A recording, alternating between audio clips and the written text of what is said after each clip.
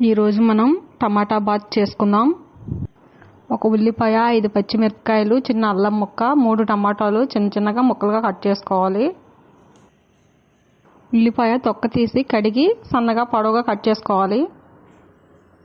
ఉల్లిపాయ, పచ్చిమిర్చి, carrot, tomatoes ముక్కలుగా కట్ చేసుకుందాం. ముందుగా ఒక గ్లాస్ బొంబాయి రవ్వ తీసుకుందాం. మూకుడు పెట్టి లైట్గా ఫ్రై చేసుకోవాలి. రవ్వ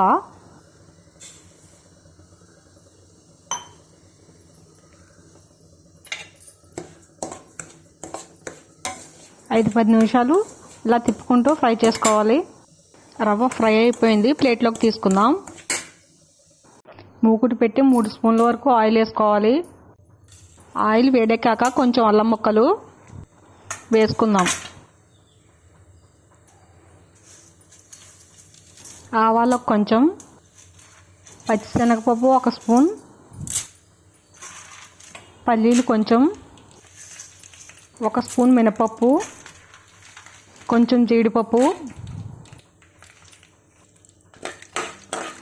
పోపు మొత్తం గరిటెతో కదుపుకుంటూ బాగా ఫ్రై చేసుకోవాలి.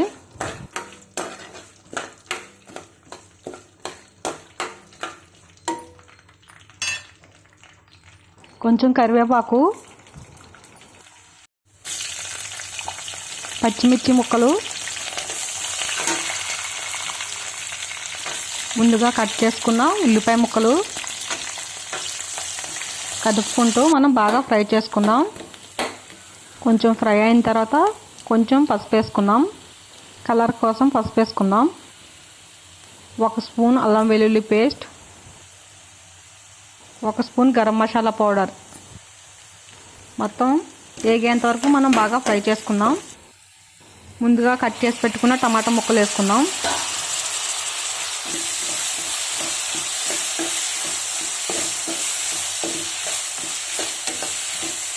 పోపులు మొత్తం బాగా ఎగిపోయాయి. ఇప్పుడు మనం వాటర్ పోసుకుందాం. 4 గ్లాసుల వాటర్ పోసుకోవాలి.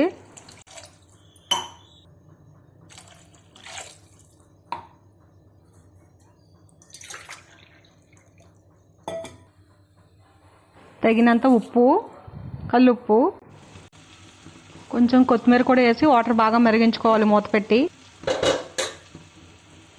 మరిగిన వాటర్లో ముందుగా మనం ఫ్రై చేసుకున్నాం కదా బొంబాయి రవ్వ, అది వేసుకుందాం. ఇప్పుడు బొంబాయి రవ్వ వేసేటప్పుడు కలుపుకుంటూ ఉండాలి, లేదంటే ఉండలు కట్టేస్తాయి.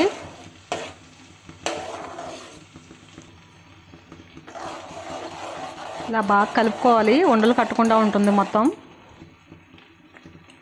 1 స్పూన్ నెయ్యి వేసుకోండి. ఇష్టం ఉన్న వాళ్ళు వేసుకోవచ్చు, లేదంటే మానేయచ్చు, మన ఇష్టం. నెయ్యి వేసుకోవడం వల్ల చాలా బాగుంటుంది. రెడీ అయిపోయింది, ఇంకా మనం స్టవ్ ఆఫ్ చేసేసుకుందాం. టమాటా బాత్ రెడీ. చాలా ఈజీ, చాలా టేస్టీ, చాలా బాగుంటుంది. మీరు కూడా ట్రై చేయండి. Like and subscribe, share my videos.